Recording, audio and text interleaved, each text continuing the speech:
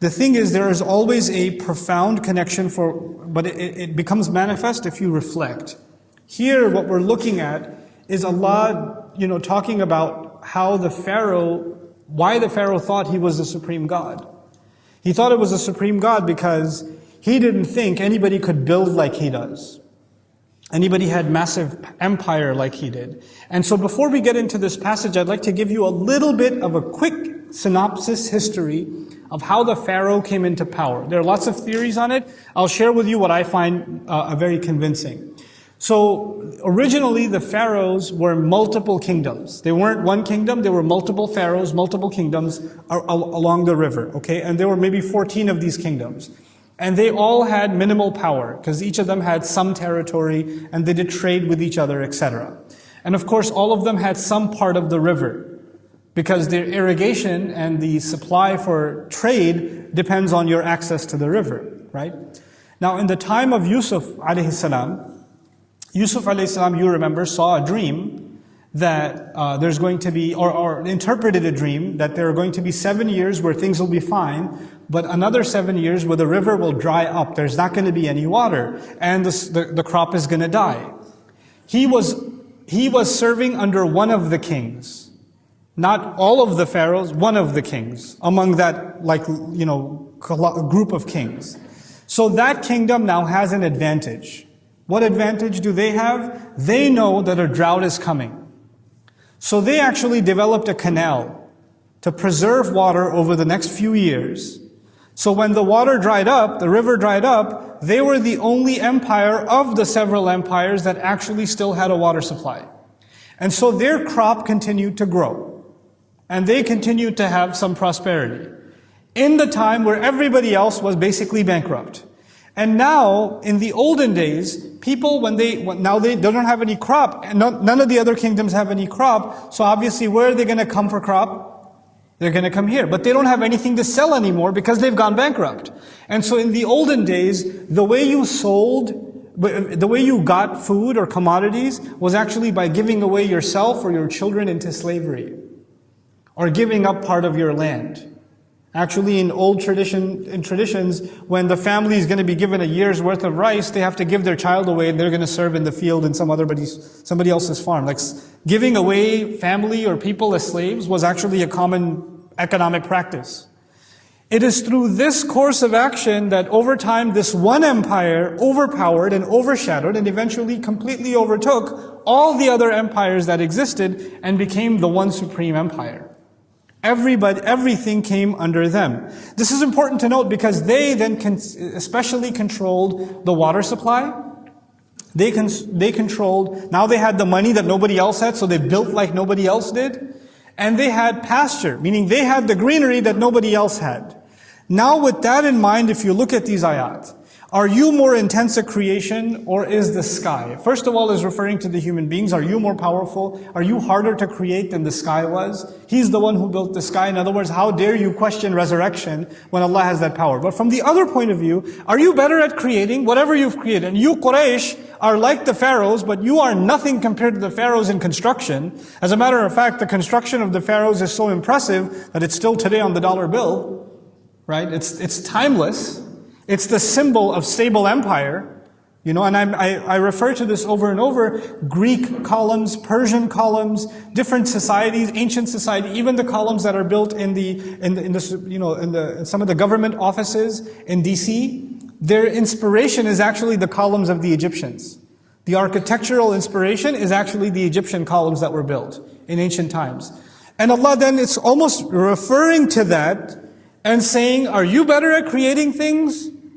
Or is the sky a more marvelous creation than that? Under its canopy, you built all of these things. He's the one who built the sky. Banaha. And the word bana, as opposed to khalaqa, is actually a good reference. He built it. He constructed it. So the notion of construction is being highlighted anyway in the wording of the ayah. رَفَعَ سَمْكَهَا فَسَوَّاهَا. He elevated its roof. And by the way, the columns were inhumanely high. Like they were unusually high. Nowadays when you go to a fancy home, it's like high ceiling, it just gives you this grand view, grand feeling. right? Or if you look at some of the interesting architecture, like one of my favorite places to architecturally, interiors is like Grand Central Station in New York, right? You look up and they've created this like skyscape and it's really high ceiling, etc., right? If you visit ancient palaces and things, they made enormously high ceilings. And oftentimes when they would have high ceilings, they would actually draw on them stars or constellations or clouds to give the feeling as though we have built a sky of our own. We've built a sky of our own, right? So that's this fascination of human beings of building their own sky. And so that's being built upon here in the language used by Allah. رَفَعَ سَمْكَهَا فَسَوَّاهَا. Samk in Arabic, al-qamatu wal-ulu, something that stands tall and something that's very high. وَالتَّسْوِيَةَ فِي اللُّغَةِ اسْتِقَامَة وَاعْتِدَالْ وَاتِّزَانْ. And evening it out in Arabic, the word taswiya actually means something that stands tall, something that's stable. In other words, it's the higher up you build a ceiling, the more unstable it gets, the more support columns and beams it needs. You know, if you have something that's very large and it's standing free, you need more columns to hold it up. It can't just, because it'll cave in on the middle, right? Because it's so much freestanding. So he says he made it balanced, evened, and it doesn't shift. The sky doesn't shift. The elevation of the sky doesn't shift. You know, some people look at this ayah, and I should mention that. Some people look at this ayah and say, look, Allah says He built the sky. But the sky, meaning space, is empty vacuum. It's not built, it's just nothingness. So what's He talking about? This is where we have to understand the Qur'an is not a science textbook. The Qur'an is remarkable language. It's remarkable language. You know, the language of people is different from the language of science. There are two different worlds. If you're really interested in the language of science, which means you enjoy reading a biology textbook, then you're not a normal person. I mean, you're going to do well in school, but you're not a normal person. Thank God we don't speak in scientific language when we speak with each other, right? When you say to somebody, when somebody's making fun of somebody and say, man, he got burned. Scientifically, no. You understand? But everybody gets it, you got burned. Somebody says, you tore him to pieces. Somebody call the police. You know, or, you know, some grandpa says, my grandkids stole my heart. Grandpa? I'm coming over right now. You know, like, they didn't steal your heart. Or man, that guy has a heart of stone. These phrases that are unscientific, clearly, we use all the time. We use these things all the time. The language of science is highly literal. Everything is literally precisely what it is. But the language of humanity is not. It actually draws on images. Like for example, when a husband says to the wife, I've done everything for you. Everything? Because everything is a lot of things. You know? Or I've given you everything.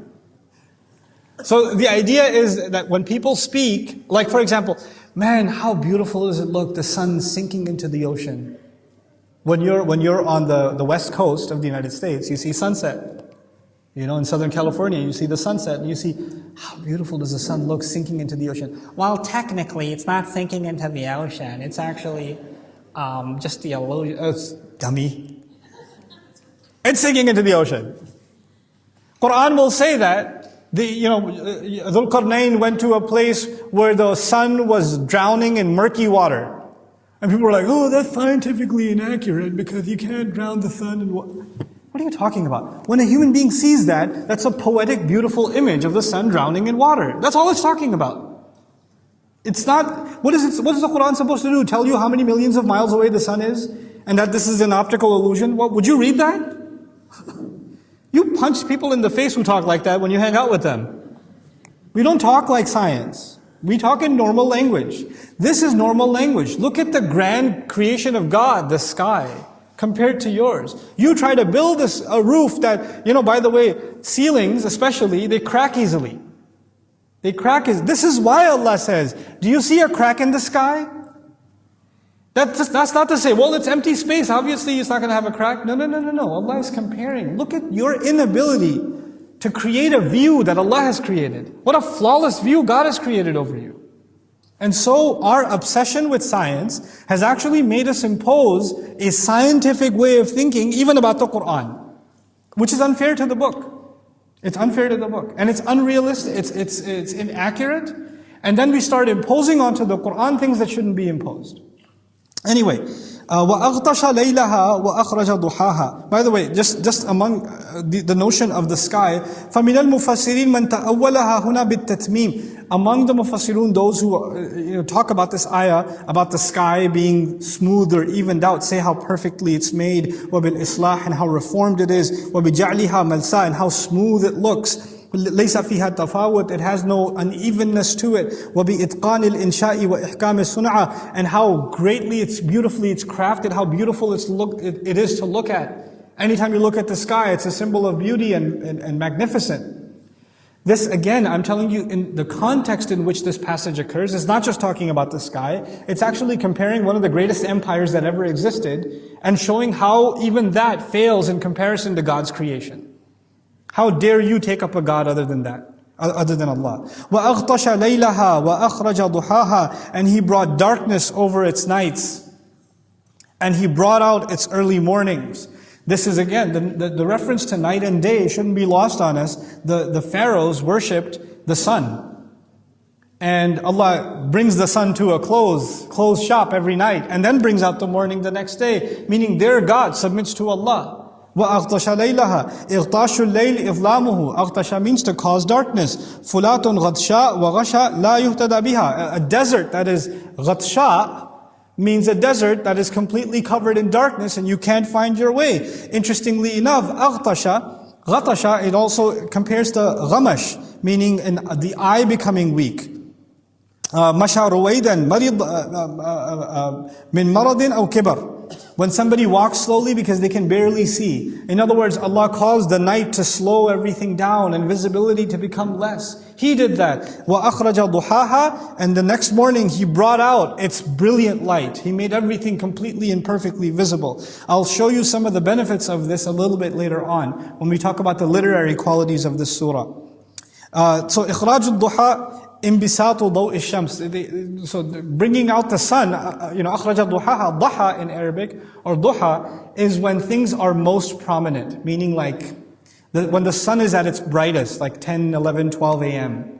At that time, when the sun is beaming at its brightest, that's duha. So Allah is comparing those two contrasts of the night and the day. This is to highlight, how no matter how grand your columns were built, you can't escape. And how beautifully illuminated they look in the day, they're going to be closed down and dark in the night.